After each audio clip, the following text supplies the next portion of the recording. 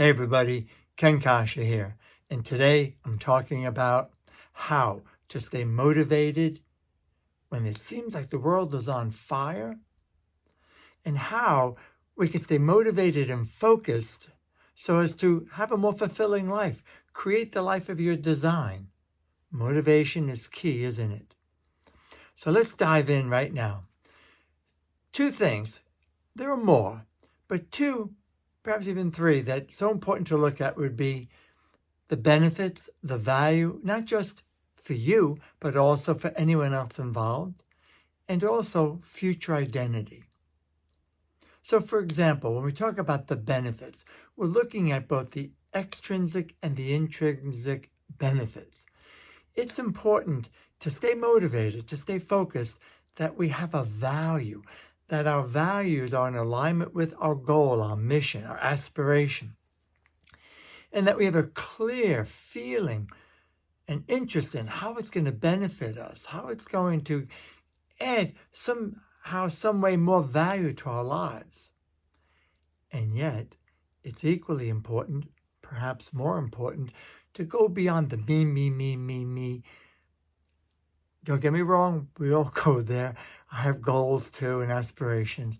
It's just that sometimes when we make it all about us, it's not an attractive factor. It doesn't seem to help.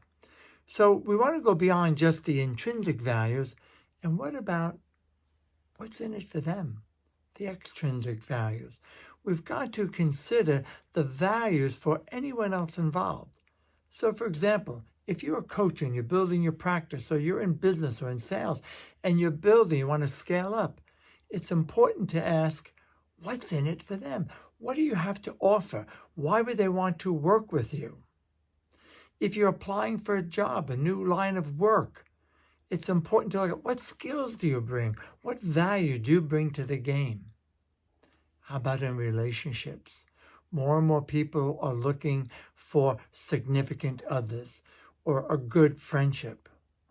Why would anyone want to be your friend? What do you bring to the game? Why would anyone want to have a close, intimate relationship with you? So my friends, consider when you're looking at your goals, what it is you want to create, when you're looking at having perhaps a more fulfilling life, it's important to look at both the values, the benefits you're going to get as a result when you achieve it, and what they're going to get, what's in it for them, and to live it and to visualize that. So you want to incorporate this into your daily meditations, quiet, relaxed state. It is the surest way to internalize it and to fire and wire your brain. So in that quiet, relaxed state, you want to imagine it, visualize it, feel it as if it's happened already. Which leads to the second very important point, to stay motivated, to stay focused. It's important that we have a clear future identity. Think about it. Today, there seems to be such a high level of uncertainty. Things are changing so fast. There's a lot some people feel to complain about even. But we've got to do our best not to let that get the best of us. Because we may not be able to change what's going on out there, but we certainly can what?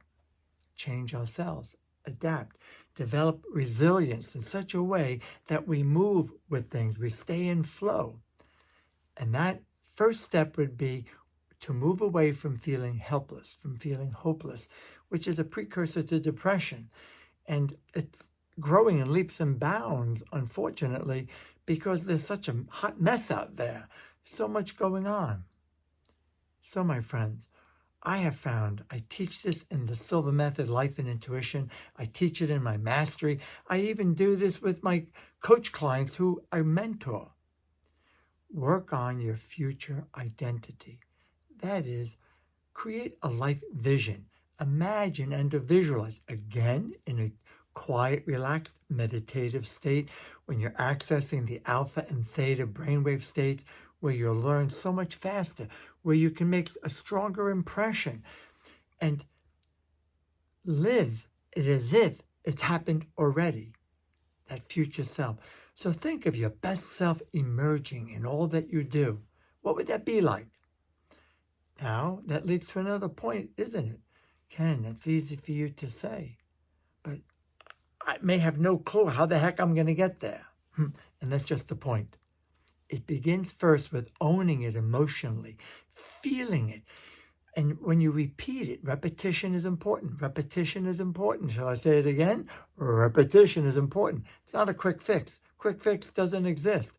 So the more you imagine and visualize, the more you live it in your mind, in your heart, in your being, especially in a quiet, relaxed state, as if it has happened already, that will ultimately cause you to feel more hopeful, more optimistic. And that will ultimately cause you to have more innovative ideas, more inspiration, more intuitive insights. It's a sure way to get into a flow state, and do it with a feeling of appreciation, of gratitude, thanking God, thanking Source, thanking the universe, thanking whatever is your spiritual persuasion, again, as if it's happened already. I know I've said that before, I'll say it again. It's really just that important. So how in the world, though, do I create a future identity that's got my best self emerging and living the life of my design with my family, friends, anyone I care about? I agree. You got it. It takes confidence, doesn't it? But maybe we haven't done it yet. Maybe we haven't achieved that yet. Maybe we're not even clear how the heck we're going to get there. So here's a very cool step, a proven formula. You've heard the expression, perhaps, the numbers don't lie, the data doesn't lie, to look at the evidence. So it's one thing to have an intuitive insight. It also helps, though, to be able to integrate that with the evidence. So here's what I want you to do. You can build a feeling of confidence to the point where you have the confidence that somehow, some way, you'll figure it out, which is key. I agree. There are many things in my life. I'm not sure how I'm going to get there, but I know somehow, some way, I'm committed to it, and I'll do whatever it takes. How about you? Can you relate? So what I want you to do is look back in your life, look back in your past at challenges you've had, situations where maybe there was a crisis, where maybe you were like, oh, we're going to do it, and you got through it. You handled it. Whether it took you 1 day, 1 month, 1 year, 10 years, doesn't matter. What I want you to do is sit down and reflect, again, in a quiet, relaxed state. Why is that so important? Because you want to get into a super learning, accelerated learning state that will cause you to make very strong impressions on your brain and your being. And when that happens, you will begin to act as if it's happened. You will begin to have ideas, insights, or get into a flow with your intuition. So I want you to reflect and relive some of your past, what I like to call moments of excellence. Times when you were at your best, times when you hit all your marks, times when you were at your best, times when you succeeded, times when you worked it out, times when you figured it out. And the more you do, the better for you. Because what you're doing is you're acknowledging the evidence, the facts. I'm not talking about making it up. I'm not talking about imagining. I'm talking about reliving emotionally the feeling of what you did when it worked out. Nobody can deny you that. Nobody. I've been teaching the Silva Method for over 51 years. Since 1951 I've been involved. It's my joy. It's my passion. And after all these decades and hundreds of classes and hundreds of thousands of people, I can look back, no matter who the group, no matter how skeptical, no matter how, they're struggling in the class, no matter what country. I've been to so many different countries to do the program in so many different cultures, and sometimes it takes a while to adapt. What I have going, though, is a history, a proven track record, a history, evidence. So whenever I'm feeling challenged or feeling uncertain, and let's face it, we all go through moments of uncertainty, I sit back when it's appropriate, close my eyes, and I reflect on a past moment of excellence. When it's similar as possible, it helps. And I look back, and I review it and I live it and I think about how I felt, how I talked, what my posture was, how I interacted with people, what my feeling was, what my emotional state was. And when you do that, you'll get into that state again. So instead of saying, woe is me, can I do this? I don't know. This is too tough. This is going to be terrible. I'll never do it. Oh my God. We all have done that, I know. It serves no purpose. It doesn't help.